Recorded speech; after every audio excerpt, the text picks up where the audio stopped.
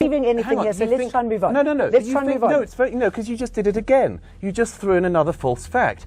We are not where we are today because of settlements in the West Bank that are disputed. That's not why Hamas broke out of Gaza on the 7th of October and massacred people in their homes. Douglas Murrey, the renowned author and intellectual, absolutely demolishes an anti-Israel journalist in this fiery debate. Watch as he exposes her hypocrisy, bias, and outright ignorance about the Israeli-Palestinian conflict. This is a verbal beatdown you won't want to miss. Read some of your comments about our move to, taking Israel to the ICJ, and you said that we did that in order to hide the problems at home. In any country, you have first-order priorities. Getting the water clean, getting the roads running, getting infrastructure working, getting healthcare working, getting education. Those first-order priorities, if a government fails at them, it does distraction techniques.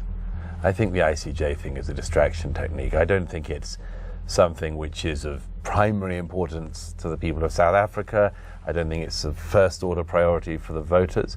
And I'm suspicious when governments pull these kinds of international tricks. Don't you think somebody had to do it? No, not at all. I mean, there's an awful lot of things going on in the world. I've covered an awful lot of conflicts. I don't think that at all that what's happening in Gaza is genocide. I think it's an unbelievable smear against Israel. I've covered that war, as I've covered many others. Don't you think it's a self-inflicted smear against Israel? No, I mean, I was in Ukraine last year. Are the Ukrainians committing genocide? I ask you. What's that got to do with Israel? Well, many wars going on. Yeah. Is Ukraine committing genocide? No. Right. Is Russia committing genocide? Russia is committing a war of hostile aggression, for sure.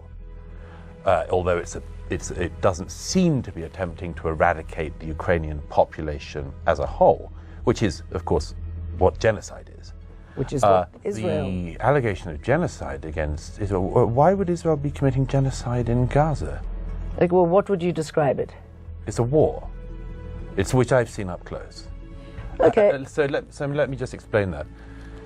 If you start a war, which is what Hamas did on the 7th of October, if you start a war, there are repercussions.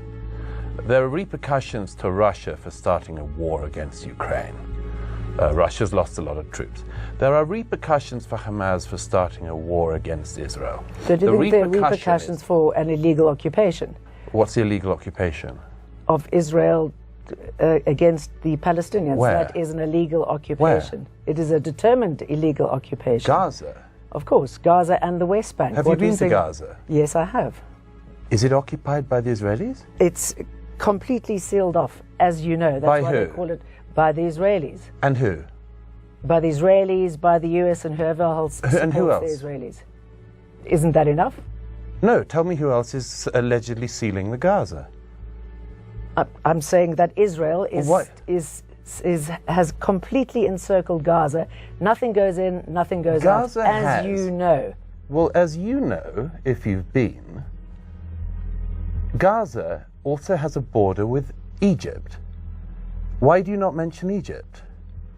Egypt has a stronger fence to fence in the people of Gaza than Israel so you agree does. that Gaza has been fenced off? Why do you say there's an illegal occupation of Gaza? Why did you say that? Because there is. Why? Who is Israel occupying is an occupying state. No.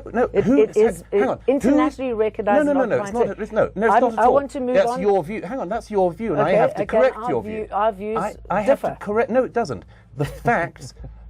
Our views might differ, but the facts are the facts, and I want to pick you up on something you just did. I'm interviewing you. I know, but yes. I think you're uninformed. No. So let me just. Hardly. So let me. You are uninformed Oh, because really? first of all, yes. You didn't say that Egypt is blockading Gaza. Secondly, you claim that Israel. I'm talking about Israel here now, and I want to move. It's very convenient for you to mention Israel because you've clearly got an animus here. But let me come on to the second point. Let me come to the second point. As you well know, in 2005, Israeli troops ripped Jewish families from their home in the Gaza. That was after Palestinians had been ripped from their homes in Gaza. I mean, how far back do you want to go? You can do the Hebron massacre of 1924 if you want. Absolutely. But let me finish. Allow me to finish one point. What I want to talk about is we're talking about the action at the International Court of Justice. Okay. But first of all, before we got onto that, you've got to inform your viewers. Yes, but we've got to inform your viewers of the facts, and you just misled them. In 2005, Israeli troops ripped every Jewish family from their homes in Gaza and handed over all of Gaza, which was completely clear of Jews. That was after two Nakbas, I think in 1948 and 1967, when Palestinians were ripped from their homes that were originally there. That's your I know, so let's specific interpretation of the history, and yours is a very... No. But we can agree to disagree, but don't misinform your viewers. And you can go back... Well, I'm not misinforming your viewers. I'm informing them because you're not. The point that I'm trying to make, which Israel you keep moved away from Gaza, and Gaza has been sealed off ever since. The point you keep on trying to distract everyone from is that Israel took every Jew from Gaza in 2005, handed it over to the Palestinians, who then voted in Hamas, and to the great detriment of the Palestinian people. They have been ruled by Hamas for the last 18 years. If you want to look to the source of the conflict, look to that fact. The sheer arrogance and hypocrisy of this journalist is astounding. She accuses Israel of genocide in Gaza while conveniently ignoring the humanitarian crisis unfolding in her own backyard of South Africa. Millions are suffering from food poverty, a far cry from the situation in Gaza, where Israel provides essential supplies and humanitarian aid. Murray masterfully calls out this glaring double standard.